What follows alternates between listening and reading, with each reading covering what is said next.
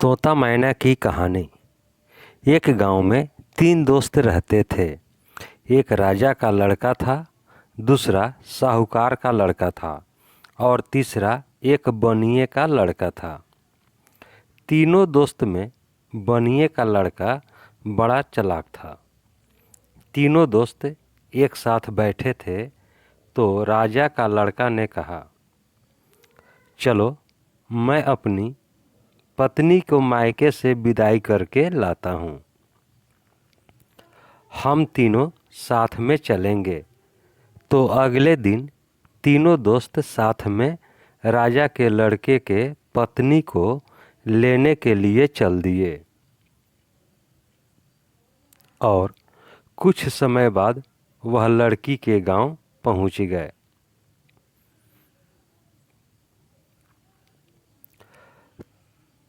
तो राजा के लड़के ने कहा, तुम लोग किसी होटल में रुक जाओ, मैं अपने ससुराल जाता हूँ और कल सुबह पत्नी को लेकर आऊँगा। यह बोलकर राजा का लड़का अपने ससुराल चला गया और दोनों दोस्त होटल की तलाश में जाने लगे। कुछ दूरी पर उन्हें पुराना मकान दिखाई दिया। लग रहा था यहाँ खाने की व्यवस्था है। उन दोनों ने उस मकान के पास गए। उस मकान के पास एक बूढ़ी औरत खड़ी थी और रो रही थी।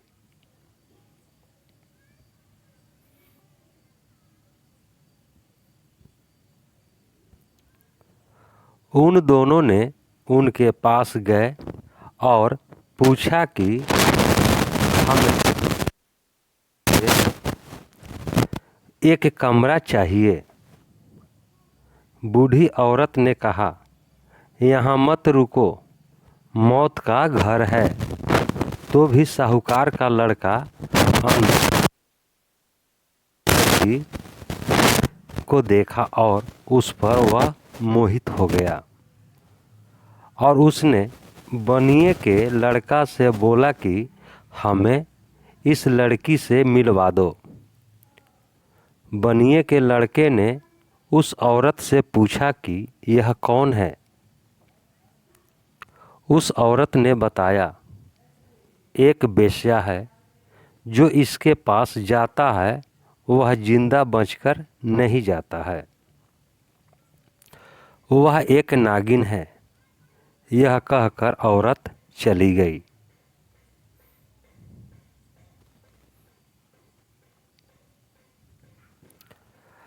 तो बनिया का लड़का कुछ उपाय लगाकर साहूकार के लड़के को उस वेश्या के पास जाने का रास्ता बनाया और साहूकार का लड़का उस वेश्या को एक कमरे में लेकर चला गया। बनिए का लड़का बाहर आकर उस बूढ़ी औरत से पूछा कि क्या यह एक नागिन है। औरत ने बताया कि तुम्हारा दोस्त अब नहीं बचेगा। यह बात सुनते ही बनिए का लड़का घबरा गया और अपना तलवार लेकर उस रूम में जा बैठा जहां दोनों लोग सो रहे थे।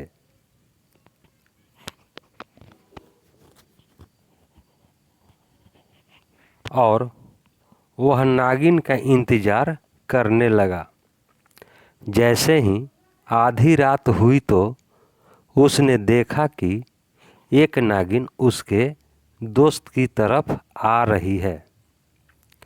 तो उसने बहुत चालाकी से उस नागिन को मार गिराया और पलंग के नीचे इसको ढक दिया और बाहर चला गया। नागिन के मरते ही वह वेश्या भी मर गई। बनिए का लड़का जैसे ही बाहर आया, उसने एक सुंदर औरत को जंगल की तरफ जाते देखा तो उसने उस औरत का पीछा करने लगा और पीछे पीछे जंगल में पहुंच गया। उसने देखा कि औरत एक साधु के पास जाकर साधु को बताती है कि अब मैं तुम्हारे पास नहीं आ पाऊंगी, मेरे पति मुझे लेने के लिए आए हैं। तो साधु ने बोला, इतने दिन मेरे पास आती रही और आज मुझे छोड़कर क्यों जा रही हो? साधु ने लड़की से ज़बरदस्ती करने लगा। ज़बरदस्ती में साधु को गुस्सा आया और लड़की का नाक काट दिया।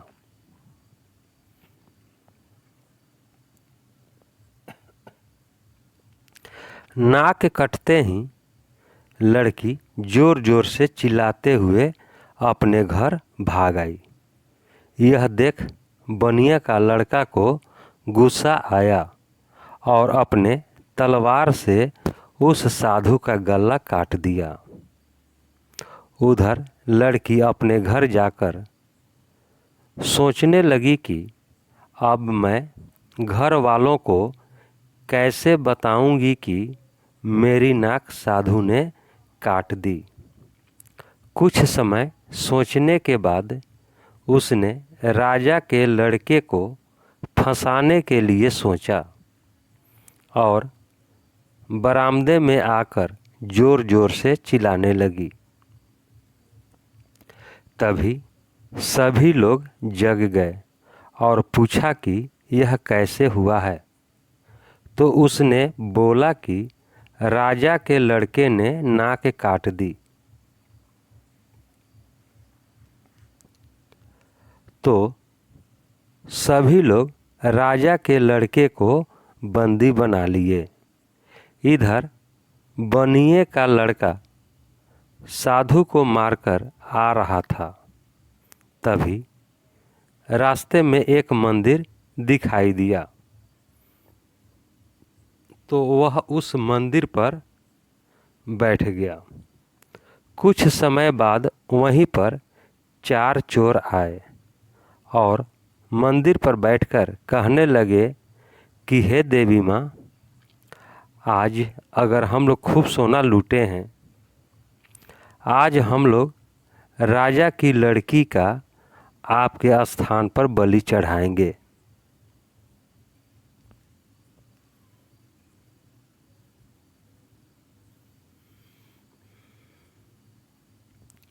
यह कहकर वे चोर चले गए। यह सुनकर बनिए का लड़का घबरा गया और मंदिर के अंदर जाकर छुप गया।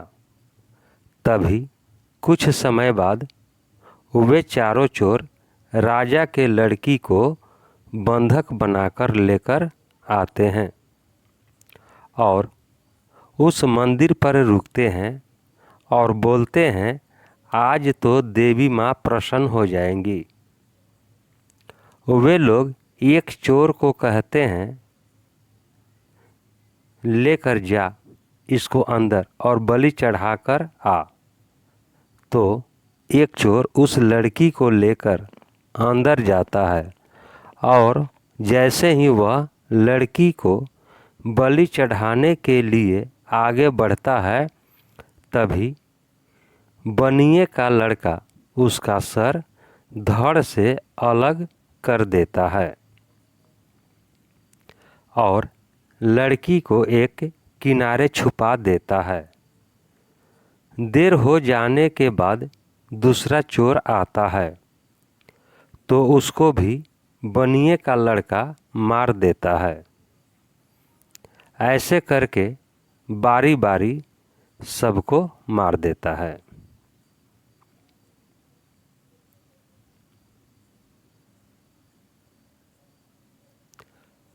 उसके बाद लड़की को उसके घर छोड़ने जाता है। रास्ते में ही लड़की को उससे प्यार हो जाता है। तभी लड़की उसको शादी करने के लिए बोलती है, पर वह मना कर देता है। तो लड़की कहती है, शादी नहीं करोगे तो मैं तुमको फंसा दूंगी।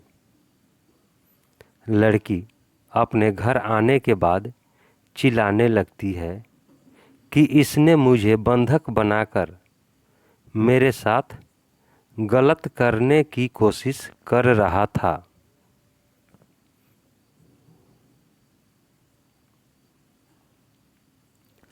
तभी राजा बनिए के लड़कों को बंधक बनाकर अपने दरबार में उपस्थित होने की बात कहते हैं। दरबार में जाने के बाद वह देखता है कि उसके दोनों दोस्त भी उसी दरबार में बंधक बनाकर लाए गए थे। उसके बाद राजा की सुनवाई शुरू होती है। तो सबसे पहले साहूकार के लड़के से पूछा जाता है कि तुमने उस बेसवा को क्यों मारा।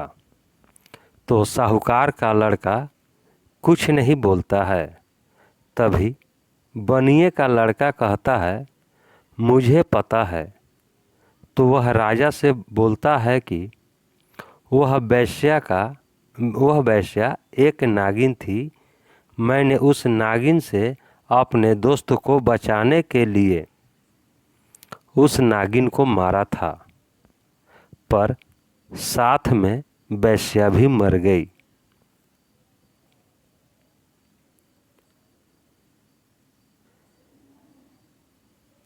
यकीन न हो तो अपने सैनिक को भेजकर पता कीजिए। नागिन को पलंग के नीचे ढक कर रखा हूँ।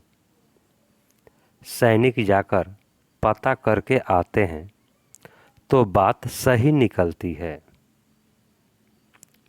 तो साहूकार के लड़के को छोड़ दिया जाता है। फिर उसके बाद राजा के लड़के को लाया गया और पूछा गया कि तुमने अपनी पत्नी का नाक क्यों काटा। तो वह भी सोच में पड़ गया। तभी बनिए का लड़का बोला, मैं बताता हूँ। इसकी पत्नी का एक साधु के साथ अवैध संबंध था। मैं रात में उस औरत को जंगल के तरफ जाते हुए देखा, तो मैंने उसका पीछा किया और वह औरत साधु से बोल रही थी कि अब मैं तुमसे नहीं मिल पाऊंगी। तो साधु को गुस्सा आया और इसका नाक काट दिया। तो राजा ने बोला, कैसे यकीन किया जाए। तो बनिए के लड़के ने बोला, मैंने उस साधु को मार दिया है। उसकी लाश जंगल में पड़ी है।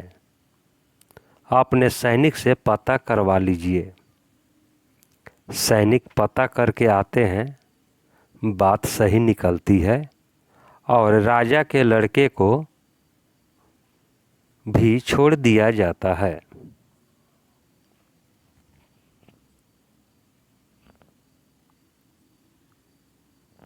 अंत में बनिए के लड़के की बारी आती है। तो राजा पूछता है कि तुमने मेरी बेटी को क्यों छेड़ रहे थे। तो उसने बताया कि आपकी बेटी ने मुझे फंसाया है। मैंने उसे चोरों से बचाकर घर छोड़ने आ रहा था, तो आपकी बेटी ने मुझसे शादी करने के लिए बोली, पर मैंने मना कर दिया। इसलिए उन्होंने हमें फंसा दिया। यह सारी बात सुनकर राजा शर्मिंदा हुआ और बनिए के लड़के को सम्मानपूर्वक बाहर छोड़कर आया और तीनों दोस्त अपने गांव चले गए। इससे आपको क्या सीख मिलती है, कमेंट के द्वारा आप ज़रूर बताइए। दोस्तों, यह कहानी आपको कैसी लगी? कहानी को लाइक करें, शेयर करें। चैनल पर नए हैं तो चैनल को सब्सक्राइब कर लें, बेल आइकन का बटन दबा दें, जिससे कि जो भी वीडियो हम अपलोड करें सबसे पहले आप तक पहुंच सके और ऐसी कहानियाँ आपको सुनने के लिए हमेशा मिलती रहे। अब हम लोग अगले वीडियो में मिलेंगे, तब तक के लिए जय हिंद, जय भारत।